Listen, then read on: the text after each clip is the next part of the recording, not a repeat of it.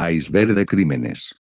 En 1961, una niña de 11 años llamada Terry Hodupe Raoult se quedó dormida en el camarote de un yate familiar llamado Blue Belle, en aguas del Caribe. Cuando despertó, su familia ya no existía. Durante la noche, el capitán del barco asesinó a todos los demás ocupantes, a sus padres, a su hermano y a su hermana. Terry Jo no fue vista. Permaneció inmóvil, en silencio, escondida en su litera mientras la violencia ocurría sobre su cabeza. Cuando todo terminó, el capitán abandonó el barco en una lancha. El yate quedó a la deriva, gravemente dañado. Después, el agua empezó a entrar. Terry Jo subió a cubierta y encontró solo sangre, objetos rotos y un silencio absoluto. No había nadie que respondiera a su voz. El Blue Belle se hundía lentamente.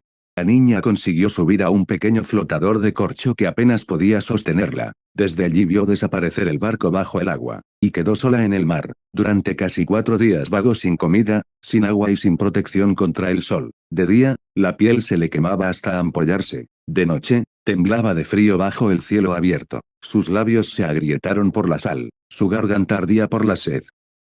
Para no perder la conciencia, hablaba en voz alta, rezaba, se obligaba a mantenerse despierta, porque entendía instintivamente que dormir demasiado significaba no despertar. No sabía cómo sobrevivir, solo sabía que no quería morir. Al cuarto día, un carguero que pasaba por la zona la divisó flotando sola. La tripulación creyó que era una aparición, una niña pequeña, quemada por el sol, apenas consciente, a la deriva en mar abierto. La subieron a bordo y fue llevada a tierra. Los médicos dijeron después que su supervivencia era extraordinaria dadas las condiciones. Terry Hodupe Raoult sobrevivió. Creció con el peso de una pérdida que no desaparece, pero también con la evidencia silenciosa de algo que no se puede medir, la capacidad humana de aferrarse a la vida incluso cuando todo ha sido arrebatado. No fue heroísmo, no fue fortaleza épica, fue simplemente una niña que, en la peor noche imaginable, eligió no soltarse, y eso fue suficiente. 2. Annelies Mitchell. A finales de los años 60, en Alemania, mientras el mundo exterior cambiaba a un ritmo vertiginoso, una tranquila granja en Klingenberg am Main, Baviera, comenzó a ser escenario de una transformación mucho más oscura. Allí vivía Anneliese Michel, una adolescente tímida, profundamente religiosa y criada en un hogar católico estricto. Al principio, todo fue sutil, cambios bruscos de ánimo, temblores inexplicables, episodios de ausencia y un miedo constante que ella no sabía describir. Pero con el tiempo, los síntomas se volvieron violentos e incontrolables.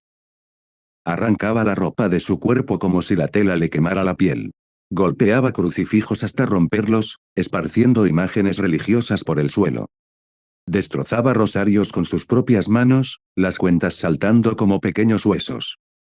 En ocasiones se arrastraba debajo de la mesa de la cocina y permanecía allí durante horas, gruñendo y ladrando como un animal. Otros días realizaba hasta 400 sentadillas seguidas, con el cuerpo temblando y la mirada perdida, como si intentara huir de algo que solo ella podía ver. Dejó de comer, incluso cuando estaba visiblemente debilitada por el hambre, rechazaba cualquier alimento. Cuando su familia le suplicaba que probara algo, respondía en un susurro vacío, no me está permitido, no me dejan.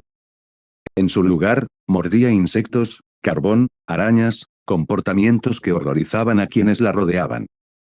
Los médicos diagnosticaron epilepsia del lóbulo temporal y psicosis, y la trataron con distintos medicamentos. Los sacerdotes, tras observarla, comenzaron a hablar de posesión demoníaca. Sus padres solo veían a su hija desaparecer lentamente.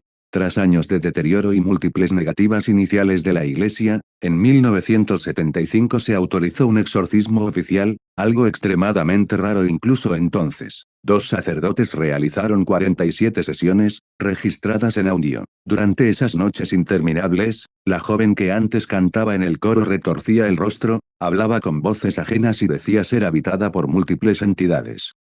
El 30 de junio de 1976, durante la última sesión, Anneliese estaba demasiado débil para mantenerse en pie. Pesaba poco más de 30 kilos. Su voz, antes suave y clara, era apenas un hilo.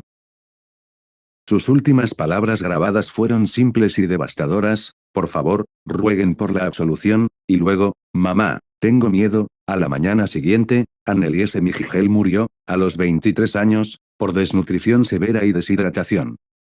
El caso sacudió a Alemania. Sus padres y los sacerdotes fueron llevados a juicio y condenados por homicidio por negligencia. Desde entonces, su historia se convirtió en una de las más debatidas del siglo XX, enfermedad mental maltratada, fanatismo religioso, una combinación trágica de ambas, más allá de las películas, las teorías y el terror que su nombre inspira, una verdad permanece, Anneliese Michel no fue un monstruo ni un mito, fue una joven atrapada entre la fe, la enfermedad y el miedo, que cayó en una oscuridad de la que nadie supo o pudo rescatarla. 3. George Stickney. Tenía solo 14 años cuando el Estado decidió que debía morir. George Stickney Jr., un adolescente afroamericano, fue acusado en 1944 de asesinar a Betty Binnicker, 11 años, y Mary Emma Thames, 7 años, dos niñas blancas cuyos cuerpos aparecieron cerca de la casa donde él vivía con su familia en Alcolu, Carolina del Sur. El juicio fue una farsa. Duró menos de un día. El jurado, compuesto únicamente por hombres blancos, deliberó apenas 10 minutos. Stickney no tuvo una defensa real, no hubo pruebas físicas concluyentes y la supuesta confesión nunca fue documentada ni firmada. Aún así, fue declarado culpable. Durante todo el proceso, George insistió en su inocencia. En las audiencias, se lo veía con una Biblia entre las manos, demasiado pequeño incluso para ocupar con normalidad el asiento de los acusados. El 16 de junio de 1944, fue ejecutado en la silla eléctrica. Tenían que sentarlo sobre una Biblia para que la corriente alcanzara su cabeza. El primer choque fue de 5.380 voltios. La máscara le quedaba grande y se deslizó, dejando su rostro expuesto ante los testigos. Décadas más tarde, nuevos análisis revelaron datos estremecedores. El supuesto arma homicida, un raíl de hierro de más de 19 kilos, habría sido demasiado pesada para que un niño de su tamaño pudiera siquiera levantarla, mucho menos usarla con fuerza letal. En 2014, 70 años después, un juez de Carolina del Sur anuló la condena y exoneró oficialmente a George Stickney Jr., reconociendo que fue víctima de una injusticia racial extrema y de un sistema judicial que falló de manera catastrófica. George Stickney Jr. sigue siendo la persona más joven ejecutada en Estados Unidos en el siglo XX. 4. Dylan Redwine. En 2012, durante el Día de Acción de Gracias, un acuerdo de custodia ordenado por la corte llevó a Dylan Redwine, de 13 años, a pasar unos días con su padre, Mark Redwine, en una zona rural de Colorado, Estados Unidos. Fue un viaje que debía ser rutinario. Nunca regresó.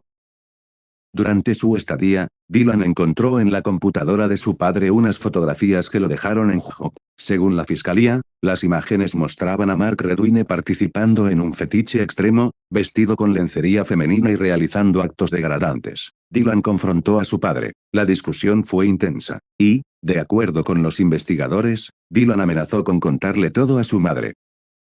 Esa noche, algo se rompió de forma irreversible. La fiscalía sostuvo que Mark asesinó a su hijo para evitar que el secreto saliera a la luz. El crimen ocurrió dentro o cerca de la vivienda. Luego, el padre hizo lo impensable, denunció la desaparición de Dylan y se mostró públicamente como un hombre desesperado. Dio entrevistas, pidió ayuda a los medios y participó en las búsquedas mientras, según los fiscales, ya sabía exactamente qué había ocurrido. Meses después, la verdad comenzó a emerger. Restos parciales de Dylan fueron hallados en una zona montañosa remota, a pocos kilómetros de la casa de su padre.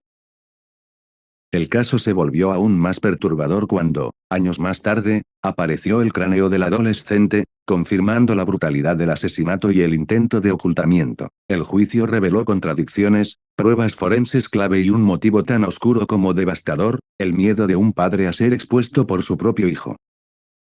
En julio de 2021, Mark Redwine fue declarado culpable de asesinato en segundo grado y secuestro. El tribunal lo sentenció a 48 años de prisión. El caso de Dylan Redwine se convirtió en uno de los más perturbadores de Estados Unidos.